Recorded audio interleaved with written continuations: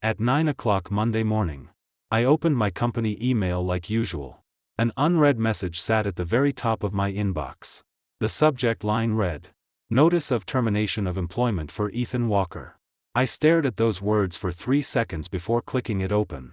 The body was short. Only 2 paragraphs. The first said my work performance was insufficient and that I had repeatedly violated company policy. The second said that, with the CEO's approval, my employment was terminated effective immediately. At the bottom was the company seal and the electronic signature of the CEO. Madison Reed. Madison Reed was my wife. We had been married for 3 years. And she had never once mentioned firing me. The funniest part was that last night, she had texted me saying she was out meeting a client and told me to go to bed early. I picked up my phone and called her. It rang 3 times. Hung up. I called again. Hung up again. I sent her a WhatsApp message. What does this email mean? The message had barely gone out when a red warning mark appeared beside it. She had blocked me. I sat at my desk, the white light from the monitor making my eyes ache. Coworkers started walking into the office one after another. Someone glanced in my direction, then quickly looked away. I knew that kind of look too well. It was the way people looked at someone who no longer belonged there. Karen from administration came over with a file envelope and a cardboard box in her hands. "Ethan, your things have been packed. Please complete your exit paperwork before the end of the day." Her voice was not loud, but the entire office went quiet. I looked up at her. "Who issued the notice?" "The email says it clearly. CEO approval." "Did Madison say it herself?" Karen fell silent for a moment. "I'm just following procedure." Inside the envelope were a separation agreement, a final wage statement, and an access card cancellation form. Clause 3 of the agreement stated that I voluntarily waived all unsettled stock options and project bonuses, based on the company's current valuation. That part alone was worth at least $300,000. I took the agreement and walked to the CEO's office. The blinds were tightly closed. The door was shut. I knocked 3 times. The door opened. The person standing inside was not Madison. It was Caleb Price. He wore a navy suit, his hair perfectly combed, and a standard professional smile on his face. "Engineer Walker. Can I help you?" "I'm looking for Madison Reed. Ms. Reed isn't in the office today. You can speak with me about anything." "With you. Ms. Reed has authorized me to handle all matters concerning you." I stared at him. "Did you send this notice?" "Ms. Reed approved it." I asked whether you sent it. Caleb's smile did not change. "Engineer Walker. You've been with the company for years. There are some things I don't want to say too bluntly. I drafted the notice. Ms. Reed read it and signed it on the spot. She believes those projects you worked on can be done by anyone. You're not irreplaceable." My hand tightened around the agreement. 3 years ago, when Madison had just taken over Synergy Tech, the company was in crisis inside and out. I resigned from a top tech firm and helped her build the R&D team from scratch. I led the engineering department to create 3 core products and helped triple the company's valuation. Now Caleb Price was standing in front of me, telling me I was not irreplaceable. "Tell her to answer my call. Ms. Reed said she doesn't want to speak with you." "She said that herself." "She did." The door closed in front of me. I stood there for 10 seconds, then turned back to my desk and put my laptop, mug, and tea into the cardboard box. Finally, I picked up the photo frame at the corner of the desk. The photo had been taken at a company retreat last year. Madison stood beside me in a white shirt, smiling like a college girl who had just graduated. Back then, she worked until dawn every day. I stayed with her, ordered takeout for her, and helped her revise plans. She once leaned against my shoulder and said, "Ethan, once the company stabilizes, let's have a baby." I placed the photo face down at the bottom of the box. By the time I finished the exit process, it was already 4 in the afternoon. I carried the cardboard box out of the office building. The elevator mirror reflected my face. My eyes were full of red veins. My phone vibrated. It was an email from the company's legal department reminding me that, under my non-compete clause, I could not join any competing company for 2 years, or I would owe $750,000 in damages. I had just been fired. My options were gone. My home was almost gone. And now even my road forward was being blocked. My phone rang again. It was my college friend, Daniel Foster. He was now a partner at Horizon Dynamics. Ethan, I heard you left Synergy Tech. Caleb Price said in the group chat that you were fired and that Madison approved it personally. What the hell happened? I'd like to know too. The other end was silent for a few seconds. Come to my side. The CTO position has always been open for you. 2-year non-compete. Non-compete. Is she trying to bury you alive? I said nothing. Daniel was one of the few people who knew Madison and I were married. He also knew that if it had not been to help her, I would never have left a major tech company. Much less poured 3 years of my life into Synergy Tech. Ethan, I'll have a lawyer look at the non-compete. Go home first. I hung up, hailed an Uber, and went to Madison's mother's house. The video doorbell lit up, and her mother's voice came through. Who is it? Mom. It's me. I'm looking for Madison. Madison isn't here. When will she be back? That has nothing to do with you. You two are divorced. I froze. What divorce? Stop pretending. Madison showed me the divorce agreement. You signed it. I never signed any divorce agreement. Are you saying Madison lied to me? Mom. Please let me in. I'll explain in person. Don't call me Mom. Since you're divorced, I'm not your mother-in-law anymore. Don't come here again. The screen went dark. I stood at the door, my hand still on the doorbell. Divorce agreement. Termination notice. WhatsApp block. All contact methods replaced. Those fragments pieced together. But they did not form the Madison Reed I knew. When I returned to our apartment, it was already dark. I inserted the key into the lock. It would not turn. The lock had been changed. The holiday sign on the door was still the one Madison and I had hung together last winter. It said, "Home is where peace begins. Family is where joy stays." I stood there holding the cardboard box for a long time. Then I suddenly laughed. On my phone, Daniel sent another message. The lawyer says the non-compete has a loophole. Horizon does industrial IoT. Synergy Tech's agreement only covers smart home products. Different business. Different clients. Different technical path. Come over. I'm waiting. I replied with 3 words. I'm joining. I did not sign the separation agreement. Karen stood beside me, wanting to say something but holding back. I closed the agreement and handed it back to her. I won't give up my options or bonuses. If the company wants to fire me, it can follow the legal process. If it wants me to voluntarily walk away with nothing, impossible. Her expression turned troubled. Ethan, I'm advising you not to make this bigger. Secretary Price already gave instructions. This must be completed today. Then let Secretary Price come speak to me himself. Karen no longer dared to push. Everyone in the engineering department had their heads lowered. But I knew they could hear. Those engineers I trained had their hands on their keyboards. But for a long time, not a single key was pressed. Before I left, Mark from engineering chased me to the elevator and shoved a tissue into my hand. Ethan, don't overthink it. We all know who built those 3 products. I looked at him and nodded.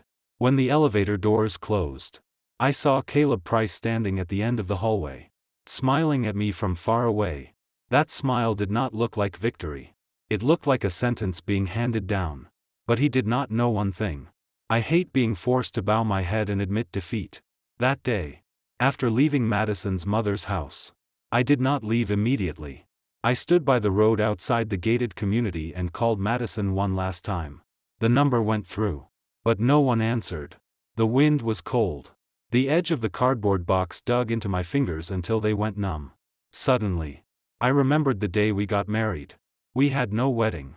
We only took one photo outside the county clerk's office.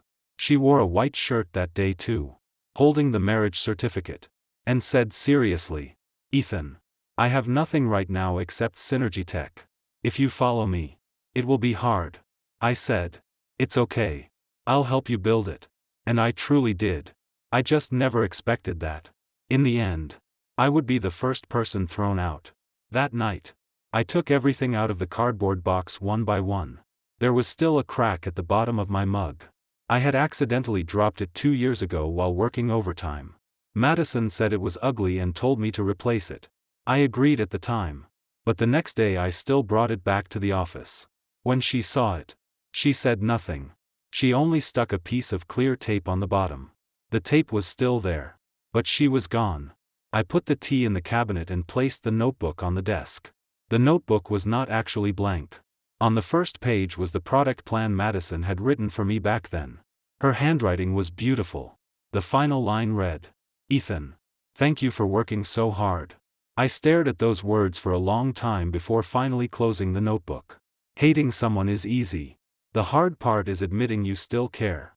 Daniel asked me to meet him at a restaurant on the east side of the city.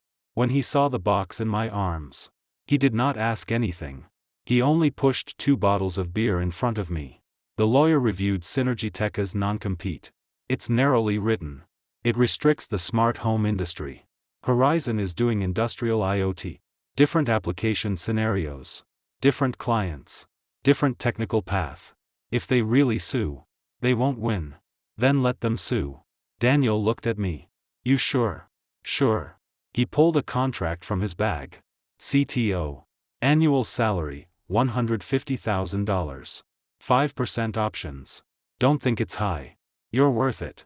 I flipped to the last page and signed my name directly. Daniel froze. You're not going to read it. No need. I had known him for more than 10 years. I could tell who was truly pulling me out of the mud. After dinner, he took me to Horizon's new office. An entire floor. Outside the floor-to-ceiling windows was an artificial lake in the tech park. Daniel pushed open the door to an office by the window. Yours. I stood before the window, looking at the lights on the lake. Suddenly, I asked, aren't you afraid I'll mess it up? What project have you ever messed up? My marriage. Daniel stood behind me for a long time before patting my shoulder. That wasn't you. At 8 o'clock the next morning, I stood in Horizon's conference room facing 30 engineers. My name is Ethan Walker. I spent the past 3 years at Synergytech as head of R&D. I'm not good at empty speeches. But I can promise one thing. If you work with me, you'll learn something. And we'll build something good. A young man wearing glasses raised his hand. Mr. Walker. I heard Synergytech is also working on an industrial IoT project. And that the core algorithm was originally written by you. Yes. Then where is our advantage? What's your name? Evan Miles. Algorithm Group. Evan. You've asked the right question. I did write Synergytech's algorithm. But it has a fatal flaw. In the data synchronization module, the redundancy logic blocks the main thread after 48 continuous hours of operation. Latency keeps accumulating until response speed drops to 1/10 of the original. The conference room went silent. I continued. If they don't run long-duration stress tests, they won't see it in the short term. What we're building is a distributed fault-tolerant architecture. Every node must have independent fault tolerance. If one node fails, it cannot drag down the entire system. Evan's eyes lit up, and he immediately lowered his head to take notes. Over the next month, I practically lived at Horizon. The first week, we built the core framework. The second week, the algorithm team wrote the low-level code. The third week, the testing team found a major bug. And I stayed up 3 straight nights with 3 engineers. By the fourth week, the prototype ran successfully. With latency 40% lower than Synergytech's old system. I wrote code during the day, revised plans at night, and held closed-door reviews on weekends. I filled every hour so completely that there was no space left to think of Madison. But gaps always appear. Late at night, when overtime ended and I was the only one left in the office, the lights outside the lake flickering in the window, I would always remember that white security door I could not open. I would remember the holiday sign. I would remember Madison's face on the beach in Maui when she said she wanted a child. Every time I remembered, I would go to the break room, pour a cup of coffee, then come back and continue writing code. In the 5th week, Synergytech's legal demand letter arrived. They sued me for violating the non-compete, demanded $750,000 in damages, and required me to immediately stop working at Horizon. Daniel slapped the letter onto my desk. Came faster than I expected. Also, Synergytech has been hiring aggressively lately. Supposedly they're expanding the R&D team. And the target is the industrial IoT project. Caleb Price is poaching people everywhere and offering crazy numbers. At the name Caleb Price, my fingers paused. 2 years ago, he entered Synergy Tech through a headhunter. His resume was impressive, his speaking style careful, and he quickly gained Madison's trust.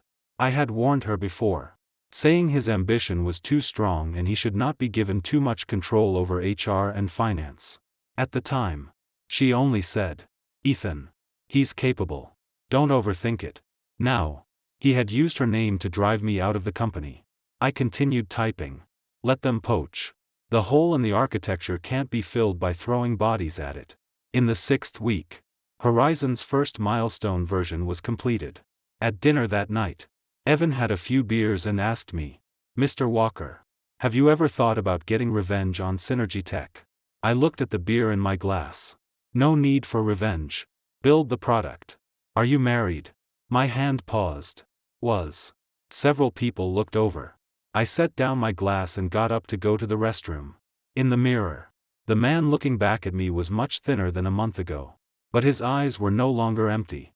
When I returned, Daniel handed me his phone. Number 30 on X Trends. Synergy Tech fires executive. A tech blogger had posted a screenshot of the internal email. The termination notice Caleb had sent. The caption read, "Synergy Tech CEO's secretary allegedly issued a termination notice without authorization. The person fired was actually the company's technical core.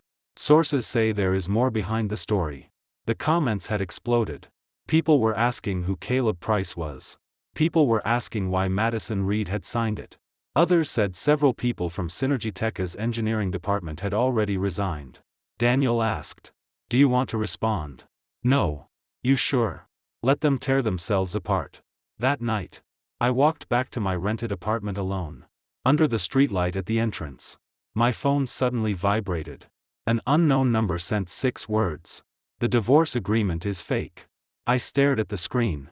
My heart felt as if someone had grabbed it hard. I called back. It rang twice. Hung up. I called again. Phone off.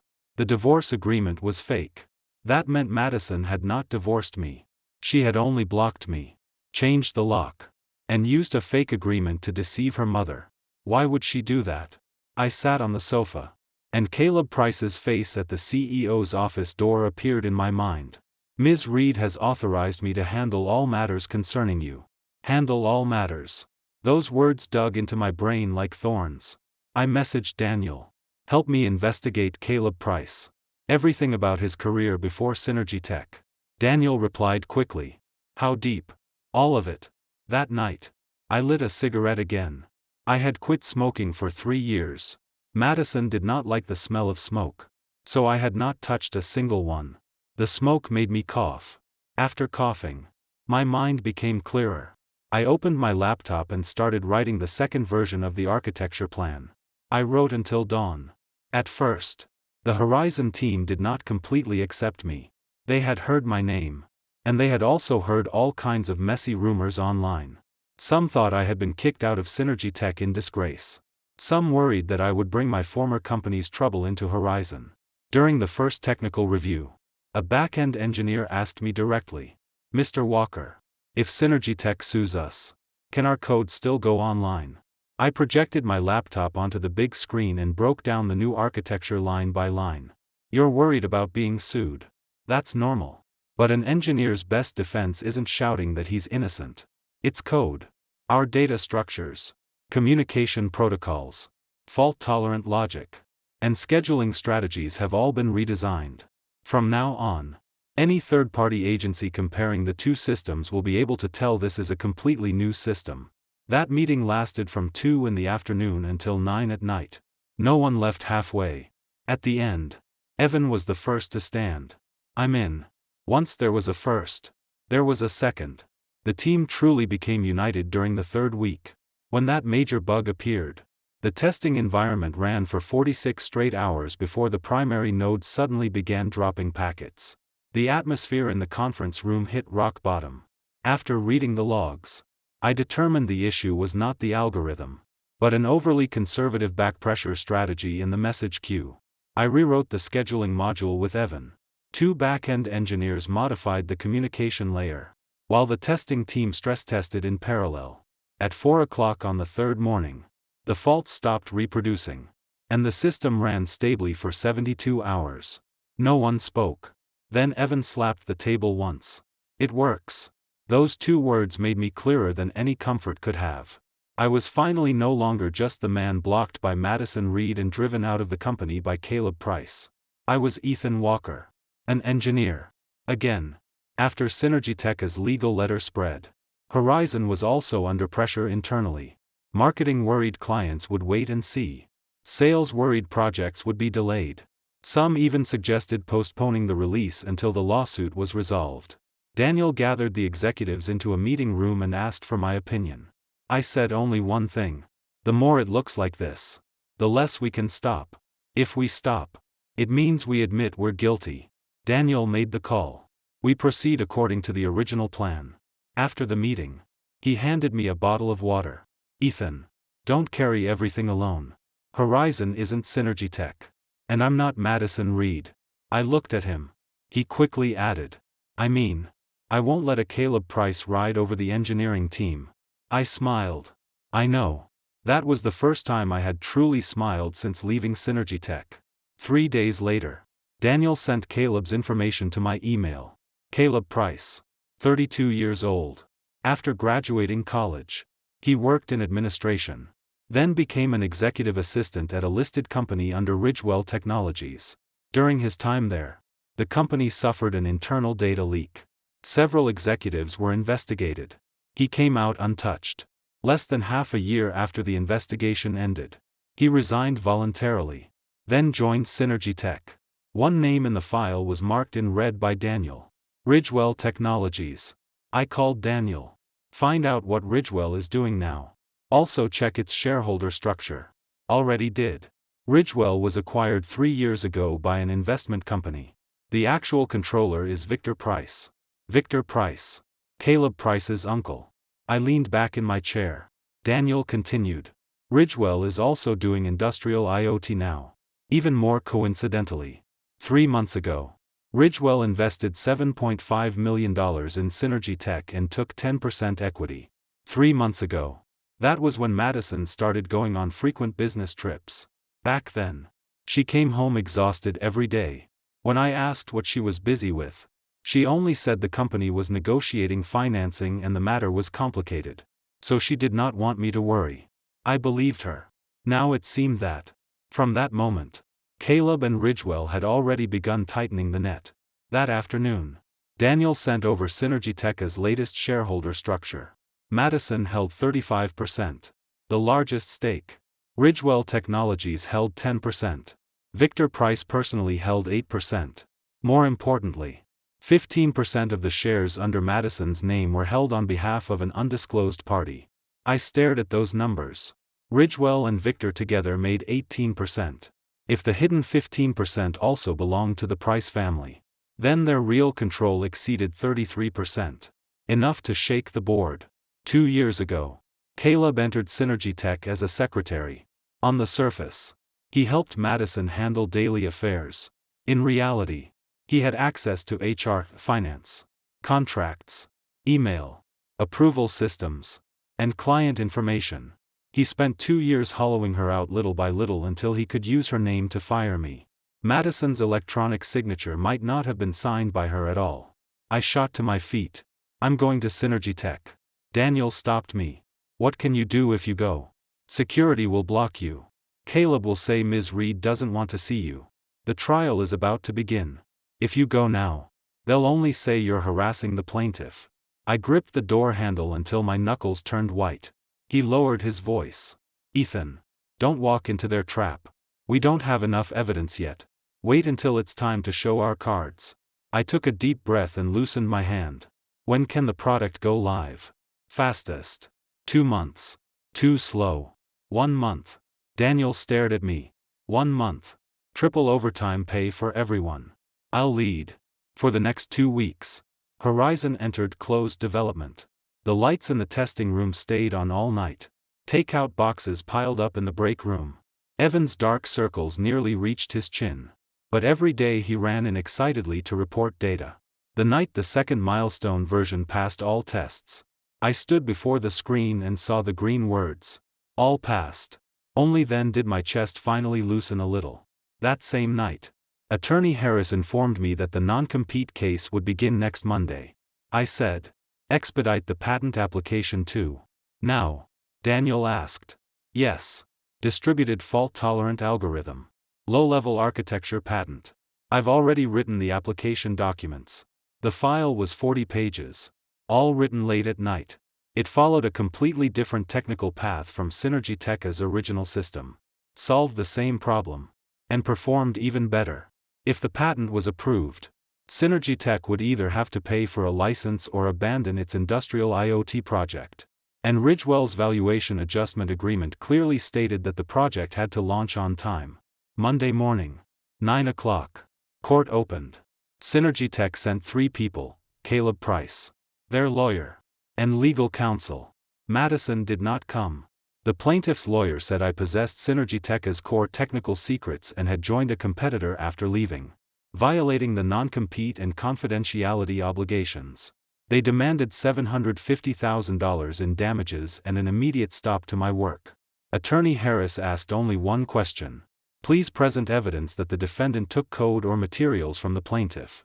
They submitted a code comparison report claiming that the system Horizon was developing was highly similar to Synergy Tech's algorithm. Attorney Harris immediately requested a forensic examination in court. The plaintiff's self-issued report is not objective. We request an independent comparison by a third-party agency. The judge agreed. During the lunch recess, Caleb blocked me in the hallway. Ethan Walker. You think you can win. What do you think? You can't. You don't have $750,000 for liquidated damages. Once judgment comes down, your house, car, and savings will all be frozen. He still wore that professional smile. I looked at him. You did all this just to drive me out of Synergy Tech. Drive you out? Caleb chuckled. You think too highly of yourself. I want control of Synergy Tech. You were only an obstacle cleared out along the way. Does Madison know? His smile stiffened slightly, then quickly returned.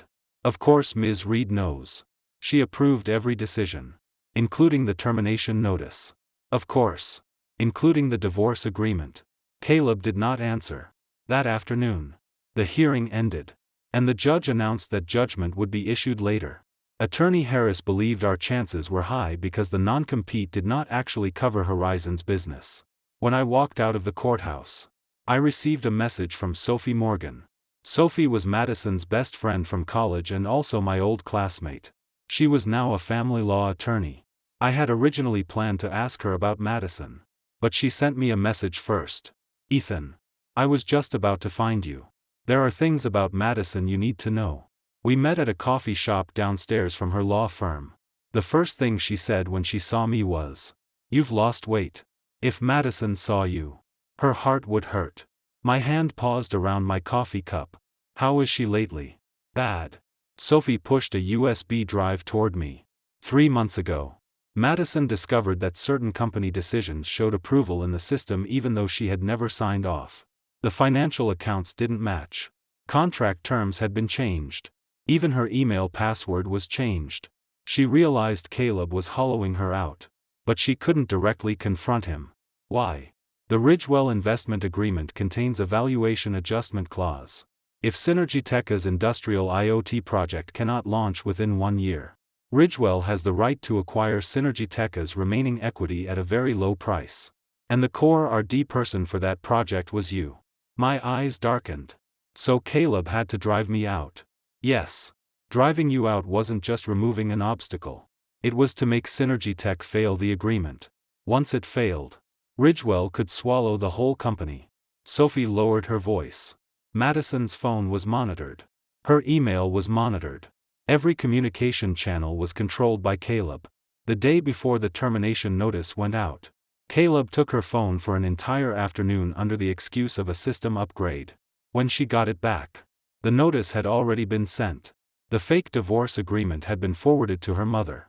And all your contact methods had been blocked. I closed my eyes briefly. Why didn't she see me? Caleb's people were watching her. She was afraid you'd act impulsively. Afraid you'd get dragged in. Afraid she wouldn't be able to protect the company or you.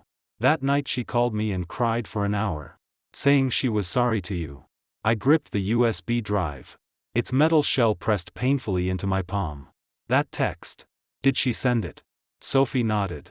She borrowed a coworker's phone. Sent it secretly. Then deleted it. 6 words. The divorce agreement is fake. So that had been the only distress signal she could send from inside the trap. I asked. Where is she now? Still at Synergy Tech. She's pretending nothing happened while secretly collecting evidence. Financial irregularities.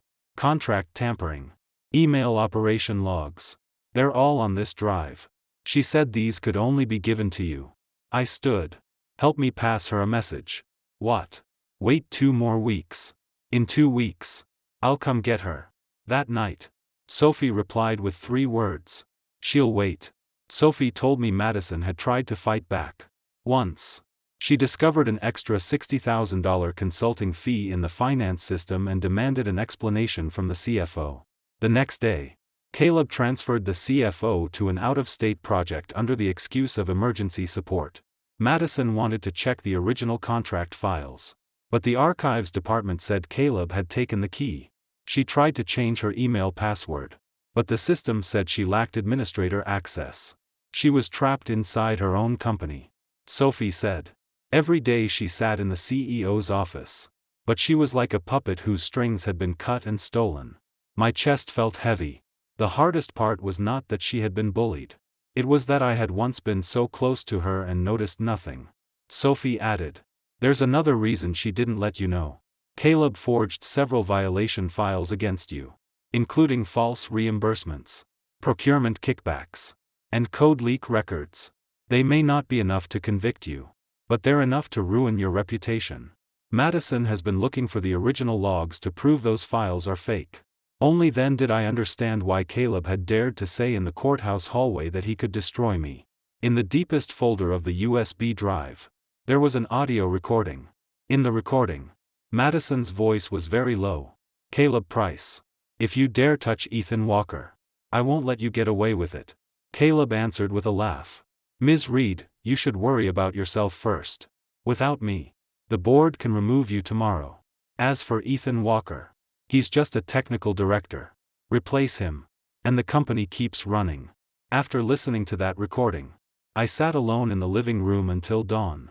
At daybreak, I threw the cigarette pack into the trash and sent Evan a message.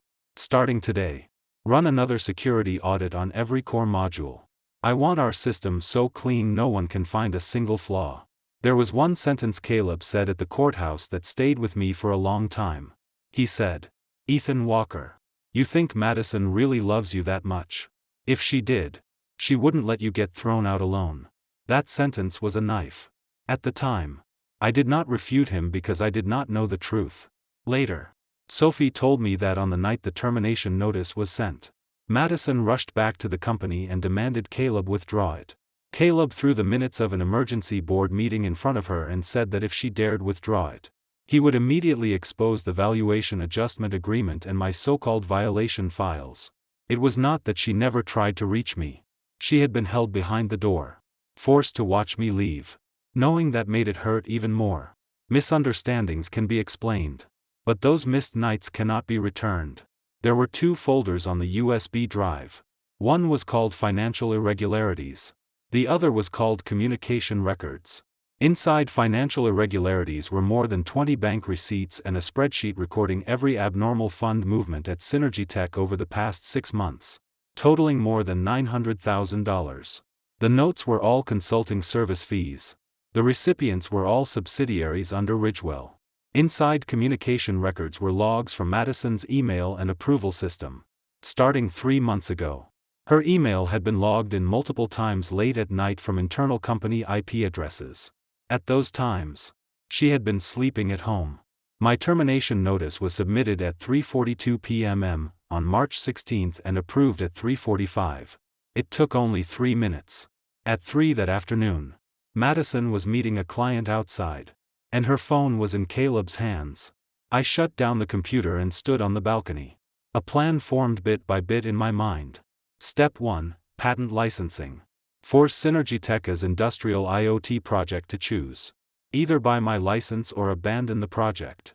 Either way, Caleb and Ridgewell would be exposed. Step 2. Win the non-compete case. Confirm that Horizon was not within the non-compete scope and use the trial to publicly expose the forged signature and controlled email evidence. Step 3. Report the abnormal funds and malicious acquisition. Dragging Caleb Price and Victor Price into regulatory sight. Final step. Get Madison out safely. Over the next 2 weeks, I barely slept through a full night. Horizon's system completed a 120-hour stress test with 0 failures. The third-party code appraisal report also came out with a clear conclusion. Horizon's system and Synergy Tech's system followed different technical paths and had no code similarity. On the day the expedited patent review was approved, Attorney Harris delivered the authorization documents to the courthouse entrance. Patent name: a distributed architecture-based fault-tolerant method and system for industrial IoT data. Patent owner: Ethan Walker. I closed the file and looked up at the courthouse. This time, it was my turn to sit at the table. When the hearing resumed, Synergy Tech's lawyer still tried to cling to the trade secrets claim. Attorney Harris submitted the third-party appraisal report in court, then submitted the patent authorization documents, proving that Horizon's system had been independently developed from the low-level architecture up. The judge asked the plaintiff, "Do you have evidence proving the defendant took code, documents, or other technical materials?" The plaintiff's lawyer was silent. They had none. When I left Synergy Tech, I had taken only one mug, one blank notebook, a box of tea, and a photo I later tore up.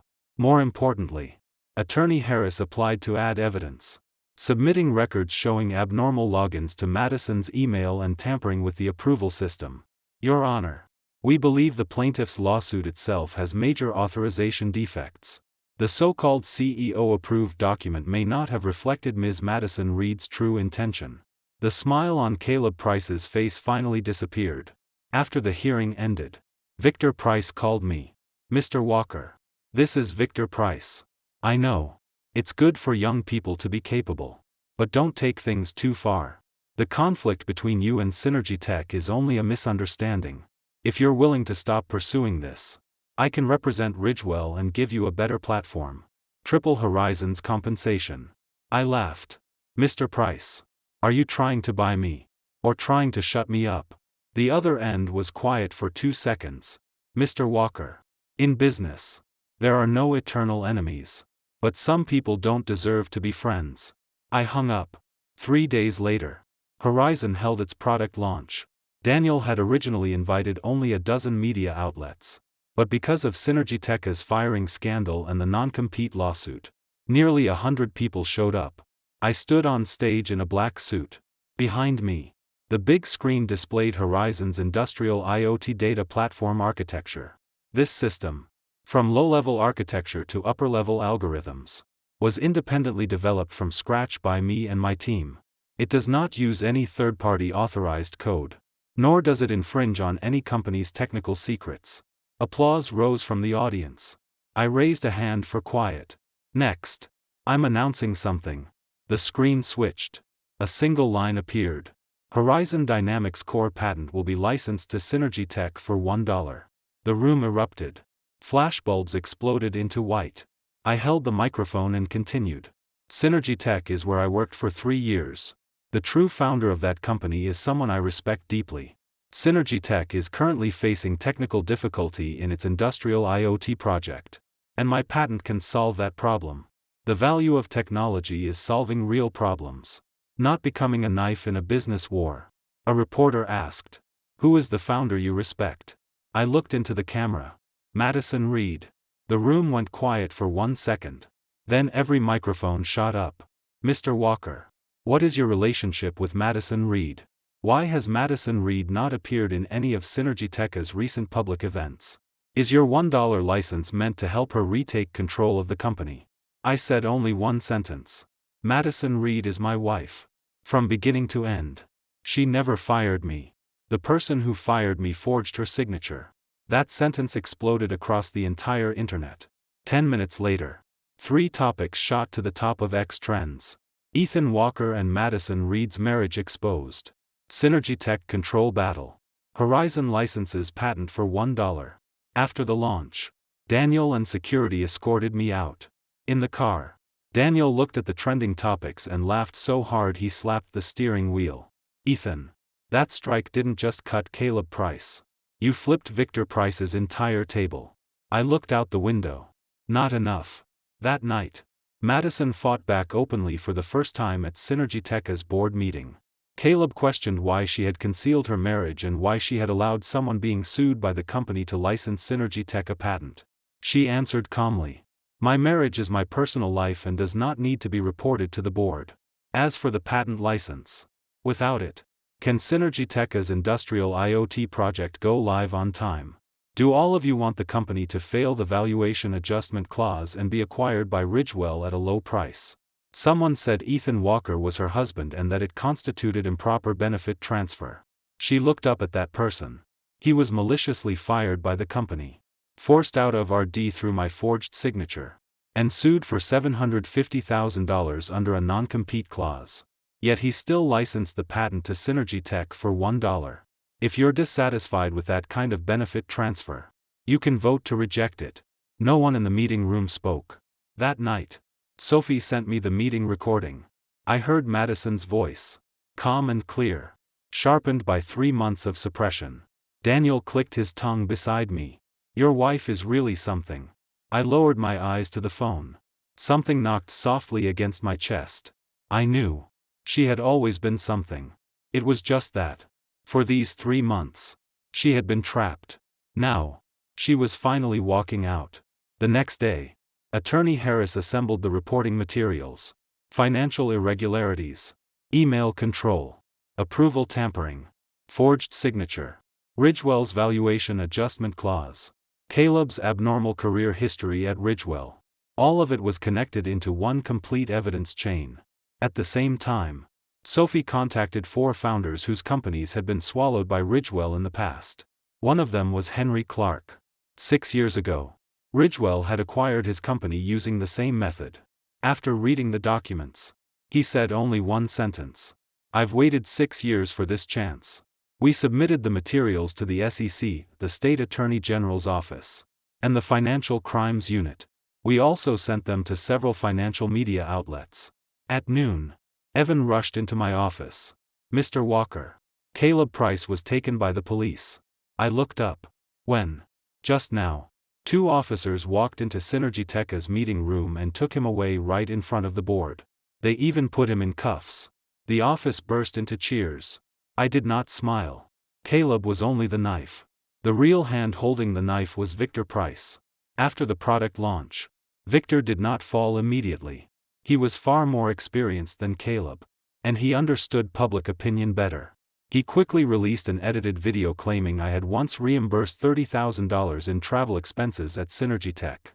He also hinted that Horizon's product development cycle was abnormal and might have used Synergy Tech as technical materials. Online opinion became chaotic again. Some called me a devoted husband. Others called me a technical thief. Evan was so angry he cursed in the office.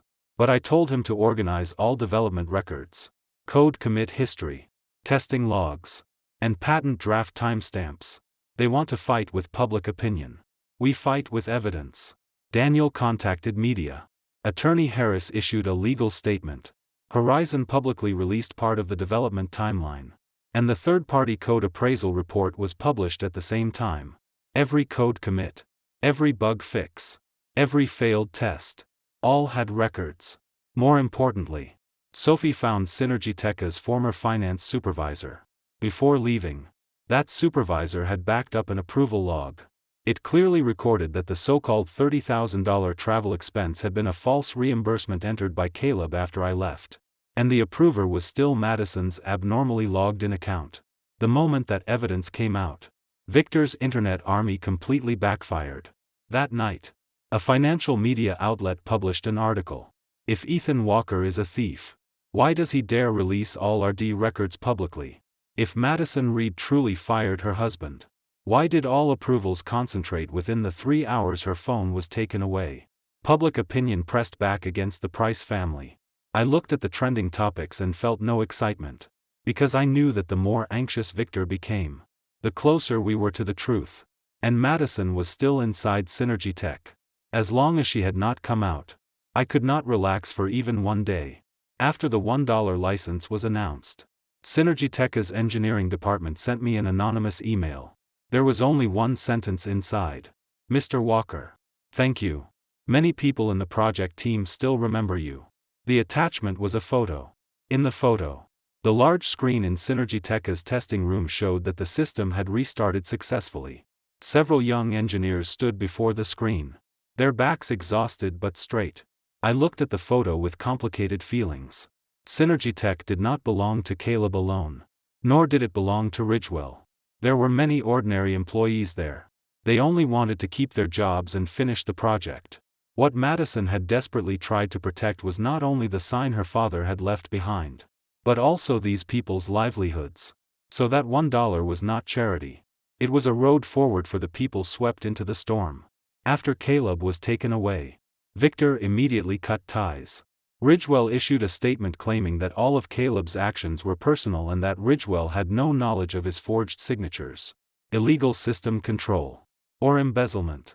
That same afternoon, Victor personally called Madison. I later heard from Madison that his tone on the phone was as steady as if nothing had happened. Ms. Reed, I regret what happened with Caleb. He is my nephew. But I truly didn't know what he was doing. Ridgewell is still a Synergy Tech shareholder. And the valuation agreement is still in place. Why can't we sit down and continue cooperating? Madison answered only one sentence. Mr. Price. I've already learned how to listen to you. I will not believe a single word you say. After hanging up, she immediately introduced a motion at the board meeting. Synergy Tech would sue Ridgewell in the company's name, demand compensation for all losses caused by Caleb's actions, and initiate a compliance review of Ridgewell's investment. 5 votes in favor, 1 against, 1 abstention. The motion passed. That meant Madison had formally declared war on Victor Price. Daniel said, "Your wife is fighting in the open. And Victor Price is hiding in the dark. We still need one nail to pin him down." That nail appeared quickly. Sophie found one fund transfer. Last November, Victor Price's personal account transferred $480,000 to Caleb Price, marked as a loan. That same day, Caleb transferred the money to a company called Brightwell Consulting. The actual controller of Brightwell Consulting was a former Synergy Tech director. 2 weeks later, that former director transferred his Synergy Tech shares to Ridgewell. This wasn't a loan, Sophie said. This was bribery through Caleb to get the former director to transfer shares. Attorney Harris added this line to the reporting materials, along with bank statements, Brightwell Consulting's corporate registration documents, and the share transfer agreement. Then submitted everything to the Financial Crimes Unit. 3 days later, Victor Price was taken in for investigation. This time, Ridgewell issued no statement. The media exploded. Financial reports dug up Victor's acquisition cases from the past 10 years. Henry Clark, Nathan Holt, and several other founders came forward under their real names, describing how Ridgewell used investment, valuation adjustment clauses, nominee holdings, and management infiltration to swallow startups step by step. Public opinion fully reversed. Some said Ethan Walker's counterattack was an engineer's revenge against capital predators. I looked at those reports, but I did not feel the satisfaction I had imagined.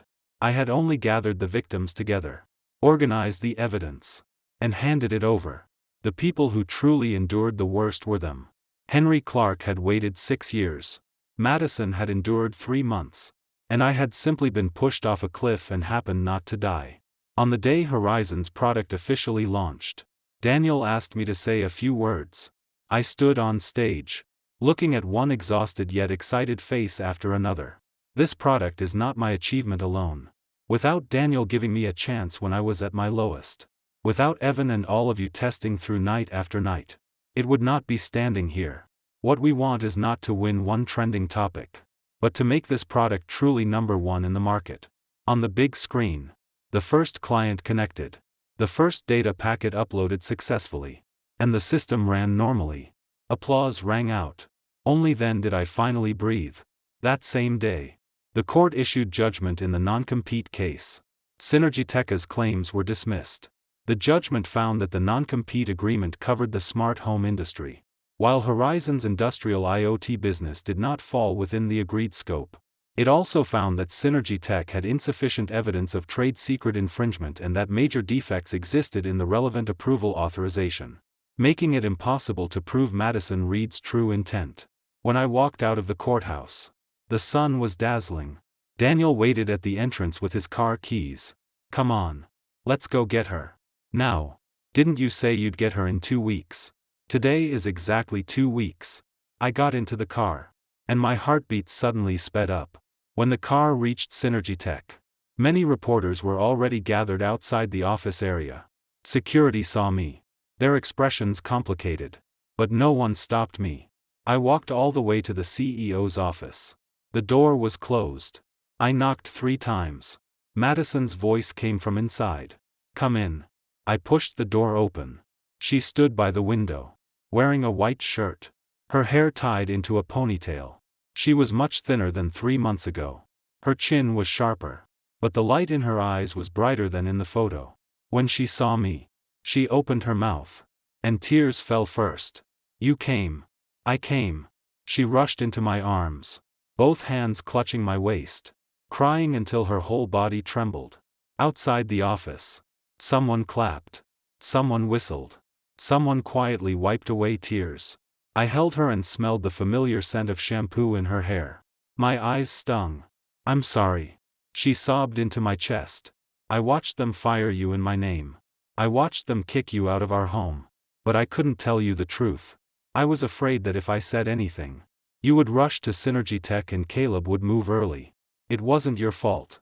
But you were cursed by everyone. Sued for $750,000. Locked out of your own home. Your phone was taken by Caleb. The signature was forged by him. The lock was changed by him too. You were controlled by him for 3 months. You were the one hurting most." She looked up at me with tear-filled eyes. "How can you not blame me at all? Because you're my wife.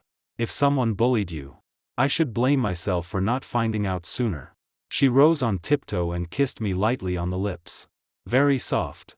But very hot. That afternoon, Madison submitted her resignation to the board. She resigned as CEO of Synergy Tech, keeping only her shareholder identity, and would complete the handover within 1 month. The board tried hard to keep her, but her attitude was firm. When she left Synergy Tech, she stood at the entrance and looked back once. Inside that building was the company her father had left behind. 3 years of her hard work, and the most unbearable 3 months of her life. I held her hand. Reluctant. She shook her head, then nodded. "I'm reluctant to leave what Dad left behind. But I don't want to be trapped by it anymore," I said. "Then let's go." That night, we returned to the apartment. The holiday sign on the door had faded, but the words were still there. Madison took a key from her bag, inserted it into the lock, and the door opened. "I hid this key for 3 months. I never had the chance to give it to you." Everything inside was exactly as it had been the day I left. My mug was still on the coffee table. My slippers were still in the shoe cabinet. My pillow was still beside the bed. She stood in the entryway, her voice very soft. "After you left, I arranged your things every day like you were still here. I washed your cup every day. I put your slippers out every day. I hugged your pillow every night when I slept." I walked over and pulled her into my arms. "From now on, I'll come home every day. You can hug me as long as you want." She laughed softly in my arms, but her tears soaked my shirt again. At that moment, I finally felt like I had come home. The day I went to get Madison, the Synergy Tech office was much quieter than when I had left. The people who had lowered their heads to stare at their computers back then all looked up this time.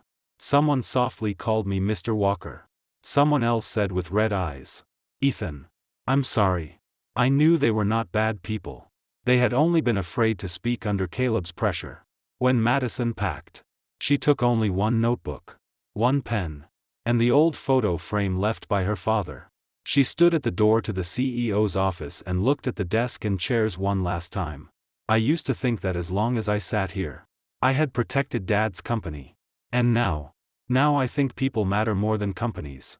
She gently closed the door.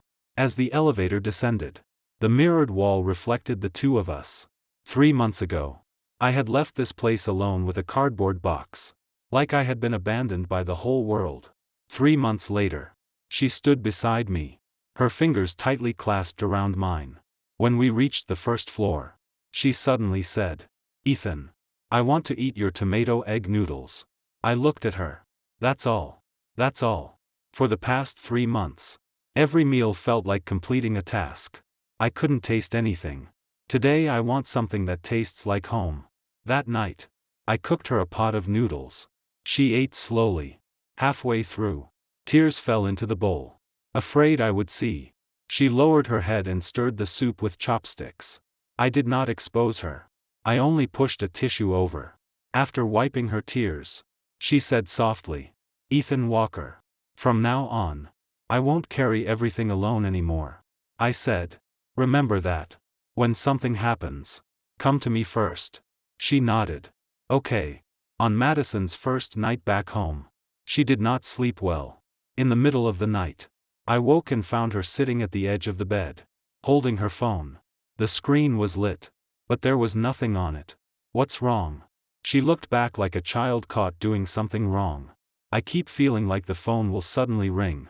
Like Caleb will message me and say something happened at the board. Or that the system was changed again. Or that I can't see you."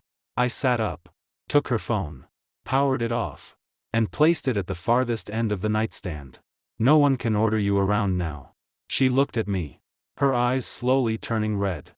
I pulled her back under the blanket and patted her back again and again. It took a long time for her to fall asleep, but her hand kept clutching the corner of my shirt. That night, I did not sleep. I suddenly understood that getting her out was only the first step.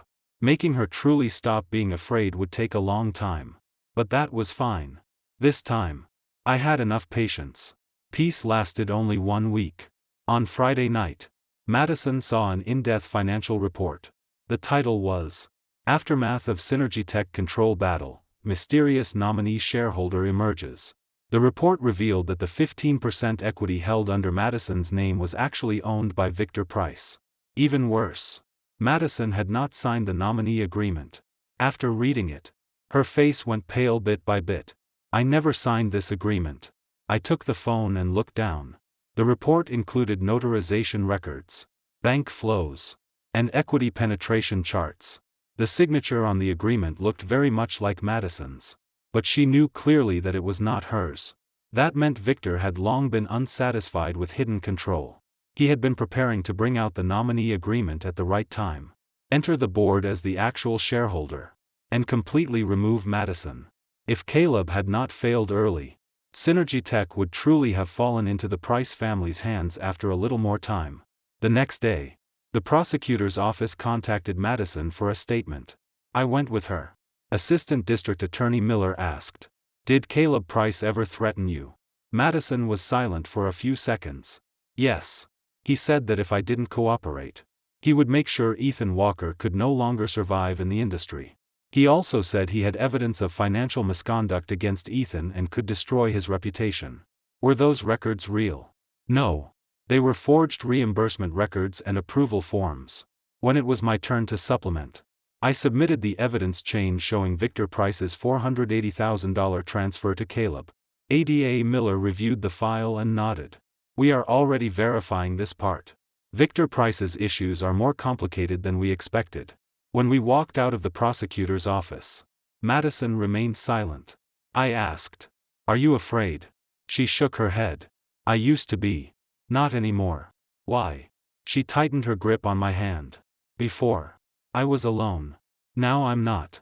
1 month later, Synergy Tech completed its management handover. The board hired a professional manager as the new CEO. Madison signed the final handover document, capped the pen, and let out a long breath. "It's over. Do you regret it?" I asked. "I regret not letting go earlier." She removed her employee badge and placed it on the desk. Printed on the badge was the title she had held for 3 years. CEO. She looked at it for a long time. Then gently pushed it to the corner of the desk. Ethan. I want to go back to school. Study what? An MBA. Or an executive management program. I always thought I understood management. Later, I realized I was just being pushed forward by the company. I still have a long way to go in understanding people, systems, and risk. I smiled. Then go. Don't you think I'm running away? You're not running. You climbed out of a pit and decided to learn how not to fall back in. She looked at me, her eyes curving slightly. Then will you support me? I will. She leaned closer and whispered. CTO. $150,000 a year. 5% options. Can you afford me? Daniel says after Series B, my options will be diluted. But their value will multiply. Then I'm more reassured. She smiled and leaned against my shoulder. It was the first truly relaxed smile I had seen from her in 3 months. Not long after, Horizon began its Series B financing. Daniel was so busy he practically flew. Investors came batch after batch. And the meeting rooms were packed with appointments. He said, Ethan, the investors aren't looking at me. They're looking at you and the product. I said, don't throw the blame on me. He became serious. I'm not joking. Horizon stands because of you. Synergy Tech pushing you out was their biggest mistake. I looked out at the artificial lake and did not answer. That mistake changed many people's lives. Caleb Price thought that by driving me away, Synergy Tech would lose its core RD, and Ridgewell could swallow the company at a low price. He did not expect me to go to Horizon and build an even stronger product. He expected even less that Madison would not collapse, but instead leave behind a complete set of evidence in the hardest moment. 2 months later, the prosecutor's office formally indicted Caleb Price and Victor Price. The charges included forged corporate seals, illegal control of computer information systems, commercial bribery, and embezzlement. Victor had an additional money laundering charge. On the day of the trial, Madison and I sat in the first row of the public gallery. When Caleb was escorted in, he had lost a lot of weight. His hair was shaved short, and handcuffs circled his wrists. He looked up and saw us. His eyes were complicated. During trial, the prosecution presented evidence item by item. Email login logs, forensic signature analysis, approval system operation records, abnormal fund flows, the Brightwell Consulting transfer chain, the nominee agreement appraisal report, and testimony from Henry Clark and others. At first, Caleb still tried to deny everything. But when Victor's transfer records and chat logs were projected onto the big screen, he fell completely silent. Victor was much calmer than him. He kept saying he was only an investor and had no knowledge of Caleb's specific actions. Until the prosecution played one recording. In the recording, Victor's voice was clear. Ethan Walker must leave. If he stays, the project can succeed. If the project succeeds, the valuation adjustment clause is useless. Caleb, remember this. To control a company, first control its money, then control its people, finally, control its founder. The courtroom fell dead silent. Madison's hand trembled slightly in my palm. I held it tightly. Victor finally lowered his head. After court ended that day, Henry Clark stood outside the courthouse with red eyes and said to me, Mr. Walker, thank you. Without you, people like us might never have waited long enough to see this day. I said, it wasn't my work alone. He shook his head. But you made us believe some things can still be taken back. That night, Madison took me to her father's grave. She knelt and used a handkerchief to wipe the dust from the headstone bit by bit. Dad, Caleb has been arrested. Victor won't get away either. I handed Synergy Tech over. I don't know if you'll blame me. Wind moved through the cemetery, and leaves rustled softly. Her tears fell. I really couldn't carry it anymore. I used to think the company was what you left me, and I couldn't lose it. But later, I finally understood. What you wanted to leave me wasn't a company. It was the chance to live well. I stood behind her, my eyes aching. She turned to look at me. Ethan, am I useless?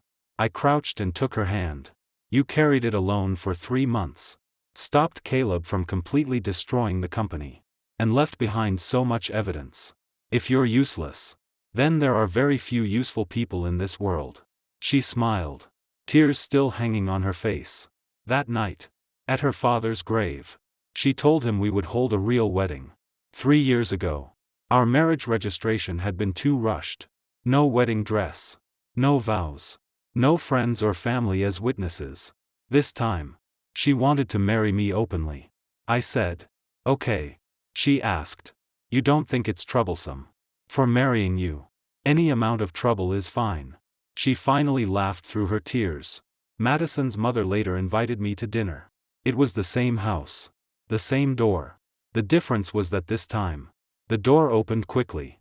She stood in the entryway, eyes red, holding a pair of slippers. Ethan, come in. On the living room coffee table sat my wedding photo with Madison. In the photo, we stood outside the county clerk's office. Her smile was faint, but I remembered that her palm had been full of sweat that day. Her mother poured me tea. After sitting down, she remained silent for a long time. Last time you came, I didn't let you in. Madison later told me you stood there holding a box for a long time. For these past few months, every time I thought about it, I couldn't sleep. Aunt Grace, you were deceived by Caleb too. But I didn't even ask you one question. Her voice choked. Ethan, I'm sorry. I did not know how to respond. I could only say, it's all past. She shook her head. We can't just say it's past. Madison has been stubborn since she was little. After her father died, she pushed herself too hard. As her mother, I didn't watch over her. And I didn't protect either of you. That day, she seriously asked me for the first time how Madison and I had lived over those 3 years. I told her we had no wedding and went back to the company for a meeting right after getting our marriage certificate. I told her Madison was still revising financing plans at 3 in the morning. And I heated soup for her beside her. I told her Madison was actually afraid of the dark and always had to turn on the living room light first when she came home at night. As she listened, tears fell. Before I left, she held my hand and said, Ethan, live well together from now on. If Madison gets stubborn again, tell me. I'll scold her for you. I smiled. Okay. After Victor Price was indicted, Ridgewell's capital empire collapsed quickly. Several companies he had controlled filed lawsuits at the same time. Investors withdrew funds. Banks called loans.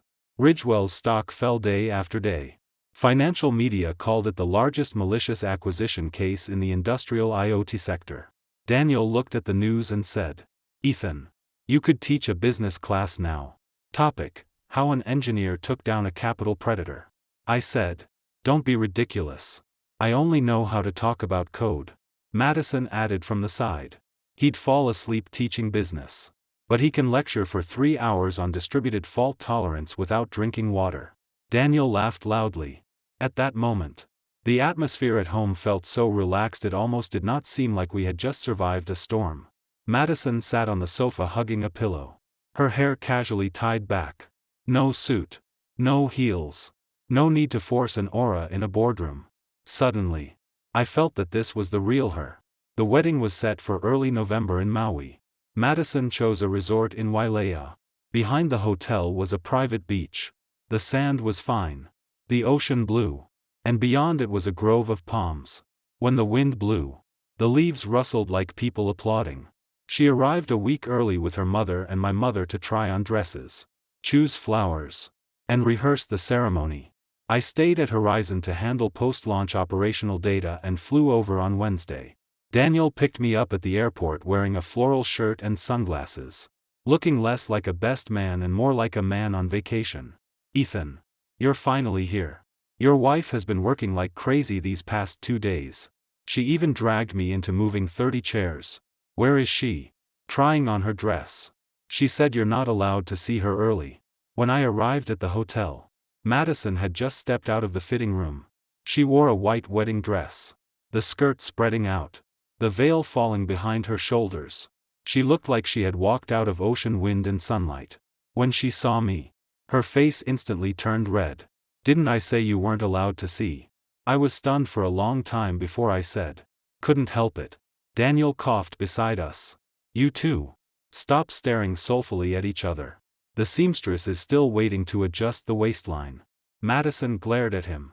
He immediately raised both hands in surrender. The weather was perfect on the wedding day. The ocean shone bright blue. A white flower arch stood in the middle of the beach. There were not many guests. Our mothers, Sophie, Daniel, several core members of Horizon's team, and a few old colleagues who truly cared about Madison. Her mother walked her toward me. The old woman who had once kept me outside her door had eyes red with tears. She placed Madison's hand into mine and said only one thing. "Ethan, I'm giving Madison to you."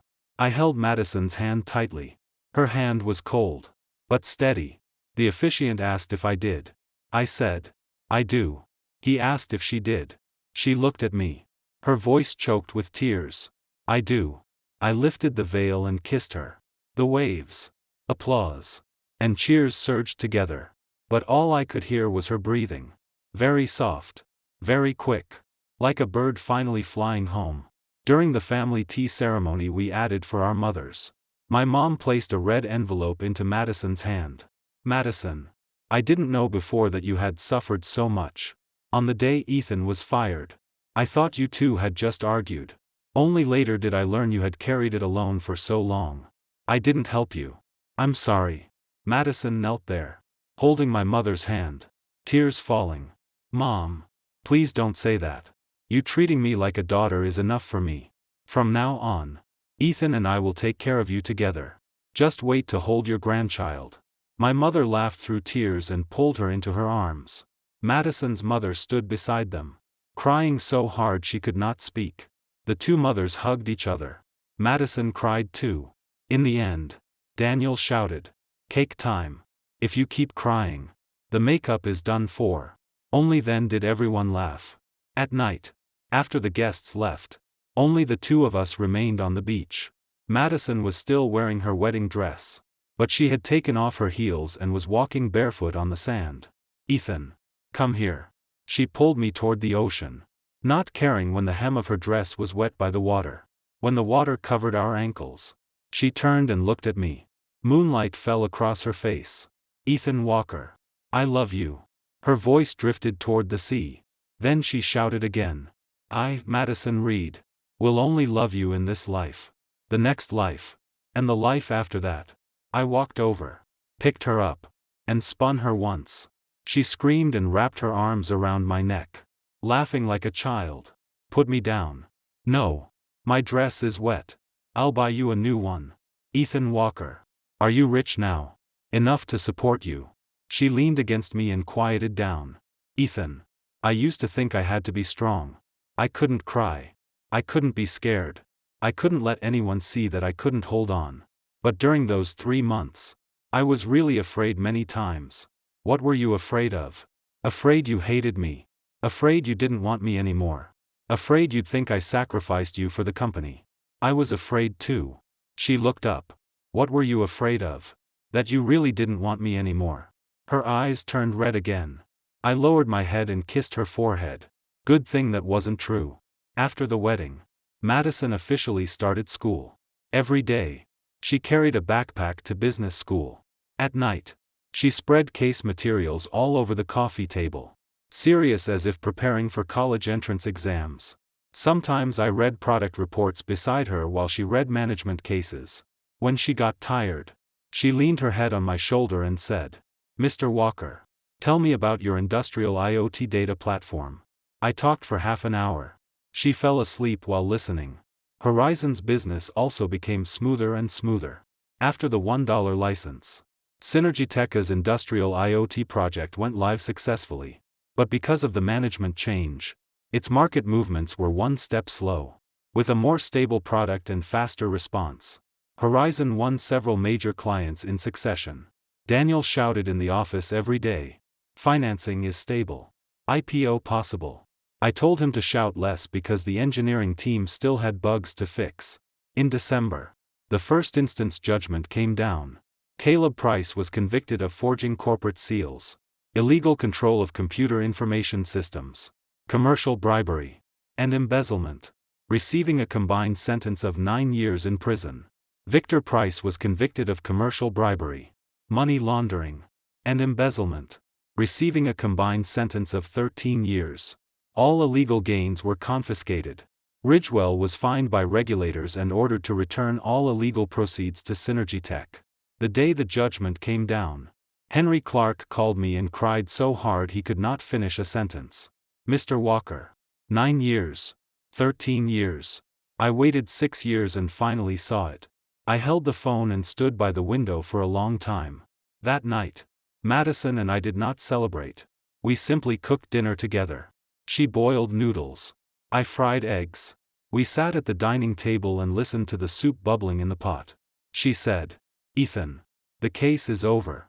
Can I really start a new life now?"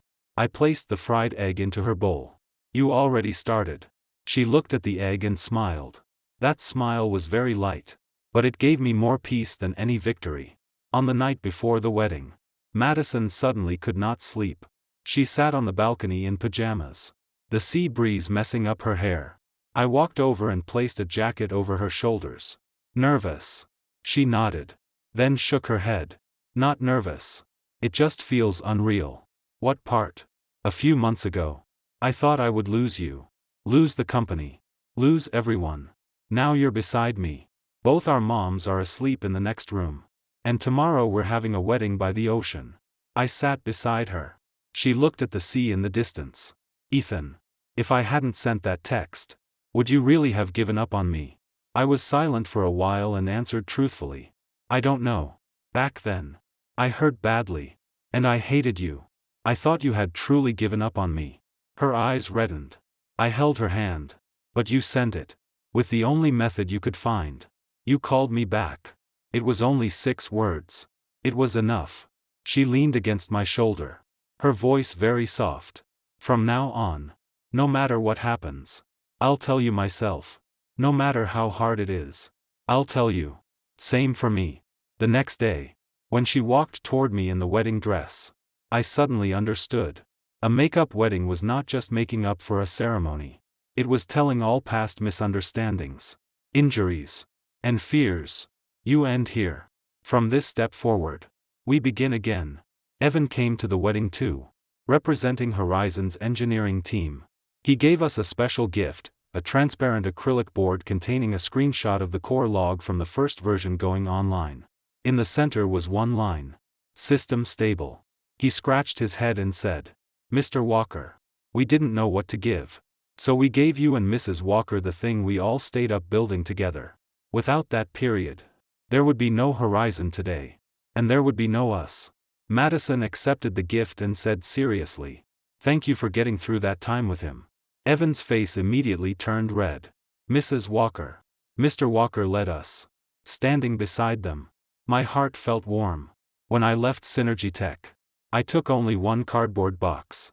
By the time of the Maui wedding, I had a group of people willing to stand beside me. That was more valuable than any stock options. The next spring, Madison ranked first in her program. Her professor wrote her a recommendation letter and suggested she continue into an executive management course. When Daniel heard, he said her academic overachiever genes had awakened. Madison corrected him. "I was always an overachiever. I was just delayed by the company." Horizon Series B financing was also finalized, with a valuation of $225 million. At the signing ceremony, reporters asked Daniel why Ethan Walker was not there. He answered seriously, "Mr. Walker is home with his wife today. He asked for leave." That day, I really was at home. Because Madison was pregnant. When 2 lines appeared on the pregnancy test, she stood at the bathroom door with eyes as bright as stars. "Ethan." I walked over, saw the thing in her hand, and froze completely. "This is real. Do you think I'd joke about this?" I wanted to hug her, but I was afraid of hurting her. So I could only stand there stupidly. She laughed and pulled me over. "Ethan Walker, how are you more nervous than I am?" I finally hugged her. And my hands were shaking.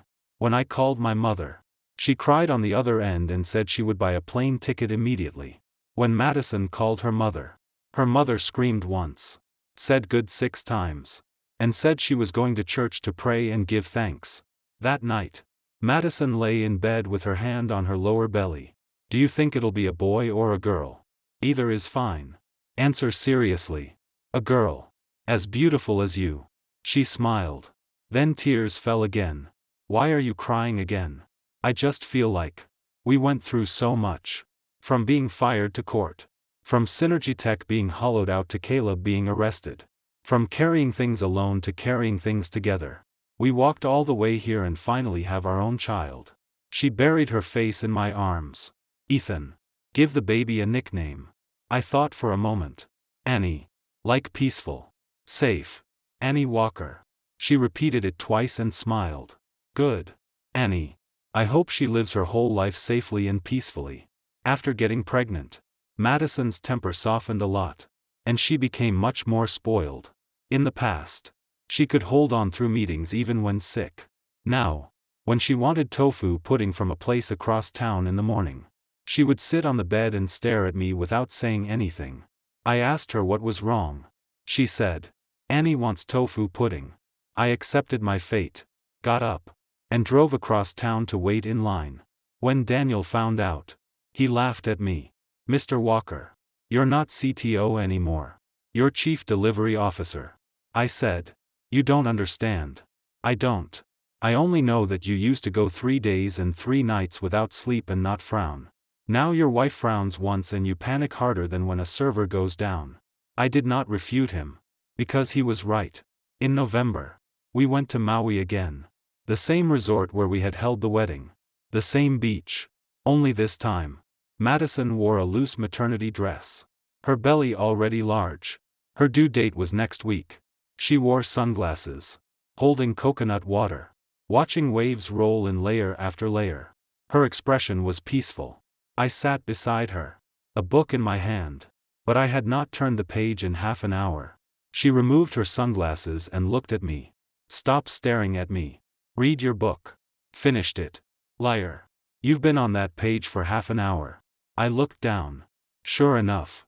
It was still the same page. She laughed and reached out to pat my face. The due date is still a week away.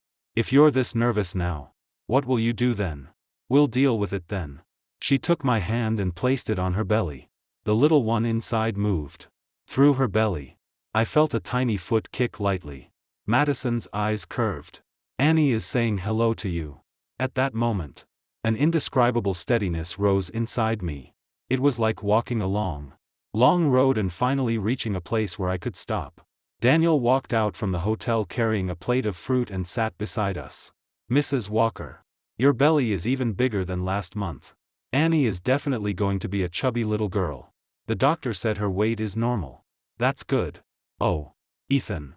Horizon's IPO advisory process has officially started. The bankers suggest submitting the S-1 in the first half of next year and listing in the second half. You hold 10%. Your net worth will at least triple. I said casually. Arrange it as you see fit. Daniel rolled his eyes.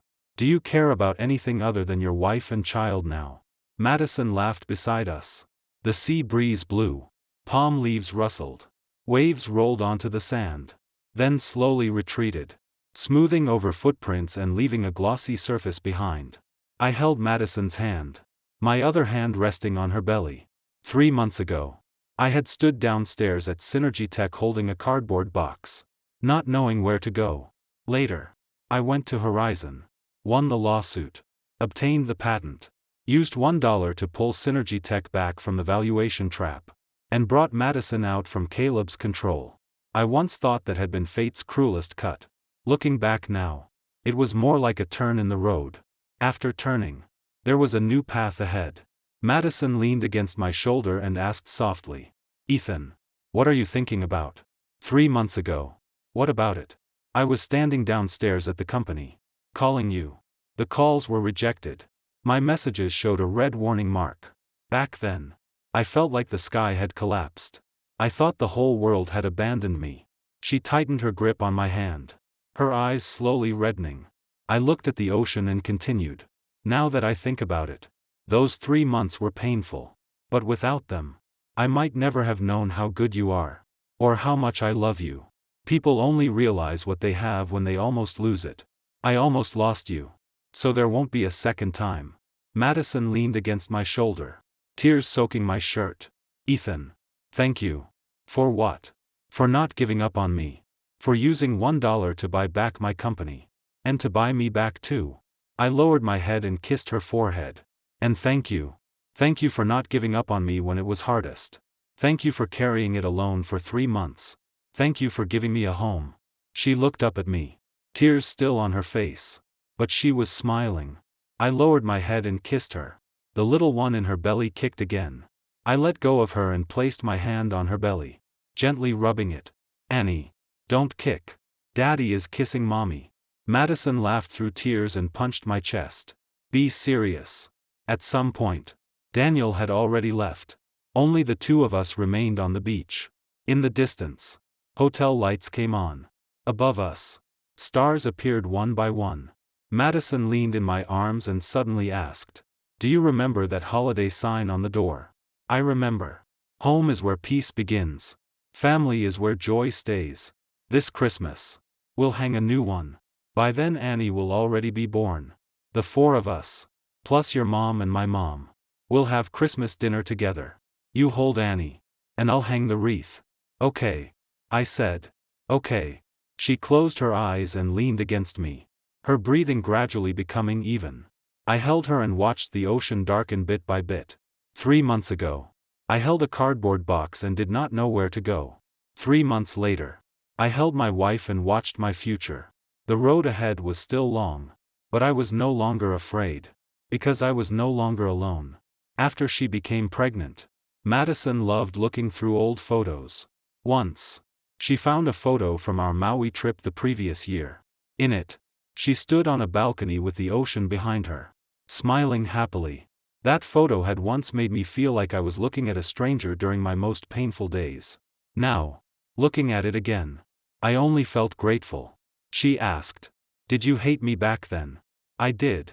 She looked up at me. I said, "But mostly, I was sad.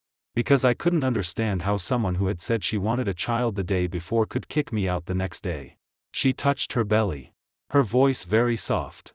I hated myself too. I hated that I trusted Caleb too much. Hated that I didn't tell you sooner. Hated that I let you suffer so much alone. I took the photo and placed it into the album. Stop hating. Annie will look at these photos one day. We can't tell her Mommy and Daddy spent every day apologizing to each other. Madison smiled. Then what do we tell her? Tell her that Mommy and Daddy almost got separated, but later found each other again. So after she's born, she must remember that the road home is important. She leaned against my shoulder. After a long while, she said, "Then let's go to Maui every year and take one photo. Annie at 1 year old, 2 years old, and when she grows up, we'll show them to her. Okay. And every Christmas, we hang a new wreath. Okay. And you're not allowed to smoke again." I froze. She looked up at me. "Don't think I don't know. You started again during that time." I raised my hands in surrender. "I'll quit. Right now." She smiled with satisfaction. Outside, the night was deep. Inside, only one small lamp was on. Suddenly, I felt that all those things that had once pressed so hard I could not breathe were finally becoming the kind of past we could someday tell our child about. A few days before the due date, I handed all my work over to Daniel. He complained that his CTO was becoming less and less serious about work. But he still arranged the duty schedule perfectly. Evan also voluntarily took over online monitoring and messaged me to focus on accompanying Madison. Madison looked at my phone and smiled. "See, now you have people carrying things for you too." I thought about it and nodded. Back at Synergy Tech, I always thought I had to stand at the very front. Later, I learned that no matter how strong a person is, there are times when he cannot hold on. A truly good team and a truly good family do not exist to keep you from ever falling. They exist so that when you are about to fall, someone reaches out to steady you. That night, Annie kicked again. Madison held my hand and said softly, "She's going to be loved by so many people." I said, "Of course. Mommy and Daddy, Grandma and Nana, Uncle Daniel, and an entire engineering team." She laughed until her belly hurt and scolded me for being ridiculous. But I meant it. When Annie came into this world, She would not know what her parents had been through. She only needed to know that she was waited for safely, peacefully, and with so much love. Epilogue. Home is where peace begins. Annie was born on a rainy morning. At 4 a.m. Madison suddenly grabbed my hand and said her stomach hurt. I shot out of bed so fast I put my slippers on the wrong feet. She was clearly in pain. Sweat beading on her forehead. Yet she still laughed at me. Ethan Walker. Don't panic. The hospital bag is by the door. I said I was not panicking. But my hands shook so badly I inserted the car key twice. When we reached the hospital, both our mothers had already been woken by phone calls and were on their way. Daniel was even more dramatic. At 6 a.m, he rushed to the hospital carrying a huge bag of breakfast and a red envelope that said Godfather reporting for duty. I told him to go back. He refused, sitting on the hallway bench more nervous than I was. After the delivery room door closed, I understood for the first time how slowly time could move. In the past, I could stare at system logs for more than 10 hours straight. I could sit in court all day listening to lawyers battle. I could face Victor Price's threats without blinking. But during those hours, I could do nothing. I could only stand outside the door, checking my phone over and over, listening again and again to the sounds from inside. My mother and Madison's mother sat nearby, one praying, one wiping tears. Daniel paced the hallway until a nurse could not help telling him to sit down. At 9:27 a.m, the delivery room door opened. A nurse came out holding a tiny bundle and smiled. Mother and daughter are safe. When those 4 words landed, my legs went weak, and I nearly sat on the floor. Annie was tiny, her face wrinkled, but her cry was bright. Her eyes were closed, her little fists clenched tightly, as if she had just arrived in the world and was already prepared to reason with someone. When Madison was wheeled out, her face was pale and her hair was soaked with sweat. When she saw me, the first thing she asked was, "Is Annie pretty?" I held her hand, my voice hoarse beyond recognition. "Pretty. She looks like you." She smiled weakly. "You're lying. How can you tell when she was just born?" "I can tell." A tear slipped from the corner of her eye. I lowered my head and kissed the back of her hand. "You worked hard, Madison." She shook her head gently. "It wasn't hard. Now that she's here, everything was worth it." After Annie was born, the house became completely lively. Both mothers took turns helping. Daniel brought things every few days. Diapers, toys, anything he could think of. Until Madison warned him, "If you buy any more, there won't be room in the house." Daniel held Annie with extreme pride. "My goddaughter deserves to be raised rich." I reminded him from the side, "Fix your holding posture first." He immediately became nervous. "This isn't right. Should I support her head higher?" "Ethan, don't just stand there. Teach me." Madison sat on the sofa laughing until her shoulders shook. During that period, I finally understood what it meant to have real life in a home. It was not trending topics, not court judgments, not financing agreements, not patent certificates.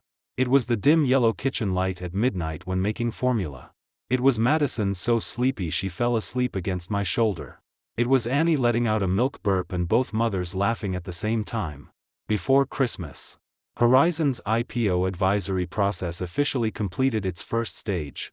Daniel called with the good news, saying that at this pace, there should be no problem submitting the S1 next year. I answered the call while changing Annie's diaper. Daniel heard the baby crying and went silent for 2 seconds. "Mr. Walker, you really are winning at life now." I looked at Annie waving her little hands on the bed and smiled. Yes. On Christmas Eve, we returned to the apartment whose lock had once been changed. The old holiday sign had been removed. Madison stood on a step stool with a new wreath and door banner in her hands. I held Annie beside her. Both mothers were in the kitchen making dinner. Daniel insisted on staying for the meal and was assigned to peel garlic. Madison looked down and asked, "Is it straight?" I looked at the new red and green banner on both sides of the door. "Home is where peace begins. Family is where joy stays." And across the top, "Peace, love, and joy." I said, "Straight." She climbed down and came over to touch Annie's little face. "Annie, this is Mommy and Daddy's new holiday sign. We'll put up a new one every year. Okay. Of course. Annie did not understand. She only blew a milk bubble. Everyone laughed. During dinner, fireworks rose one after another outside the window. Madison held Annie and sat beside me, saying softly, "Ethan, look. We really are spending the holiday together as a family." I nodded. 3 months ago, I stood outside this door, the key unable to turn, thinking I would never come home again. Now the door was open. The lights were on. Dumplings were boiling in the pot. My child was asleep in my arms. And the person I loved was sitting beside me. Fate had once shoved me hard. But I did not fall. I walked back step by step. Back to her side. Back into this home. Madison leaned over and gently rested her head on my shoulder. "Merry Christmas, Ethan Walker." I held her hand and looked at Annie in my arms. "Merry Christmas, Madison Reed." After dinner, Madison coaxed Annie to sleep, then sat beside me to watch the fireworks outside. Suddenly, she said, "Ethan, I used to think success meant protecting the company, holding the CEO seat, and making sure no one dared look down on me. Now I know success can also look like this." "Like what?" "Having someone waiting at home. A child sleeping peacefully. Waking up tomorrow without fearing bad news suddenly appearing on my phone. Not having to pretend to be strong. Not having to hold on alone until dawn." I turned my head to look at her. The light from the fireworks fell across her face. Her eyes were bright, but no longer tense like before. "You'll do many things in the future," I said. "Finish school. Invest. Start another company. Or do nothing at all. Any of it is fine." She smiled. "You're not afraid I'll become more powerful than you. You were more powerful than me before too." "Liar. You're Horizon's core figure now. Daniel says every day that the company can't go public smoothly without you. That's because he wants me to work overtime." She laughed, then covered her mouth because she was afraid of waking Annie. After laughing, she leaned on my shoulder and said softly, "Ethan Walker, from now on, let's not miss each other's sadness anymore. Okay." I tightened my grip on her hand. "Okay. From now on. We say it when we're happy. And we say it when we're scared. When something happens. We carry it together." She closed her eyes and nodded. Outside the window, fireworks climbed to their highest point and burst into gold. Annie made a soft sound in the bedroom, and Madison immediately got up to check on her. I followed behind and saw the tiny child lying peacefully in the crib. At that moment, I suddenly understood. The storm of the past had not destroyed our lives. It had only blown away what was false and left behind what truly mattered. It left her. It left me. It left this home with the lights on. Many years later, perhaps Annie will ask why her parents always said peace was the most important thing. When that day comes, I will not tell her every conspiracy and every hurt. I will only tell her that her father once lost his job. Her mother once lost her company. And we once almost lost each other. But in the end, we did not lose the most important person. I will tell her that in life, many doors will suddenly close in front of you. Some people will lie behind the door. Some people will hide the key. Some people will tell you that you no longer deserve to enter. But as long as you are still willing to keep walking forward, another door will always open for you. And for me, behind that door was Madison. It was Annie. It was home. That night, I placed Annie back in her crib and turned to see Madison standing at the doorway. She wore soft loungewear, her hair loosely tied, with no makeup on her face. Yet she moved my heart more than she ever had standing in any boardroom. She reached out her hand to me. I walked over and held it. In the living room, our mothers were still talking softly. There were unwashed dishes in the kitchen. Outside, occasional fireworks still sounded. All those sounds blended together. Ordinary beyond ordinary. Yet they made me feel grounded. I think that was the meaning of everything I worked for later. Not to make Caleb Price regret. Not to see Victor Price punished. Not to prove how powerful I was. Those were only storms along the way. The real destination was after the storm. When I could still hold her hand, stand beneath a warm light, and listen to our child breathing in her sleep. Years later, whenever I passed Synergy Tech's building again, I would still remember that afternoon when I walked out holding a cardboard box. But I no longer felt humiliated. Because I knew that what truly decides a person's fate is not who throws him out. It is whether, after being thrown out, he can still stand up. Whether he is still willing to turn back and protect the people he loves. And Merry Christmas to the life I lost and found again. That's all for today's story. Remember to subscribe and leave a comment.